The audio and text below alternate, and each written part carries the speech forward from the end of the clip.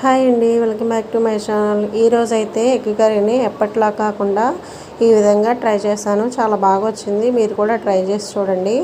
దానికోసం stove on చేసి బాండి పెట్టి ఆయిల్ వేసి అందులో కొద్దిగా జీలకర్ర, దంచిన వెల్లుల్లి, ఆవాలు వేసి ఫ్రై చేసుకోవాలి. ఇలా ఫ్రై అయిన తర్వాత సన్నగా కట్ చేసిన ఉల్లిపాయలు ఒక కప్పుడు వేసుకొని ఫ్రై చేసుకొని కొద్దిగా పసుపు వేసుకొని ఫ్రై అయిన తర్వాత 5 పచ్చిమిర్చి పొడవుగా చీల్చి కరివేపాకు వేసుకొని ఫ్రై చేసుకొని రుచికి సరిపడినంత కారం వేసుకోవాలి. 2 టమాటాలని చిన్న ముక్కలుగా కట్ చేసుకొని వేసుకొని ఫ్రై అయిన తర్వాత ఒక కప్పుడు నీళ్ళు పోసుకొని ఈ విధంగా ఒక పొంగు వచ్చిన తర్వాత రుచికి సరిపడినంత ఉప్పు వేసుకొని కొద్దిగా చింతపండు రసం వేసుకొని ఉడికిన తర్వాత దానిలోనికి గుడ్లు ఈ విధంగా పగలగొట్టి వేసి కదపకుండా ఒక 2 నిమిషాలు అలాగే ఉంచాలి.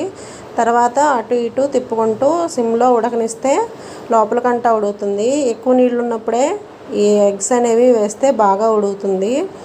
అంతేనండి. ఎగ్ కర్రీ మీకు నచ్చినట్లయితే లైక్ చేయండి, షేర్ చేయండి, సబ్స్క్రైబ్ చేయండి. Thank you for watching.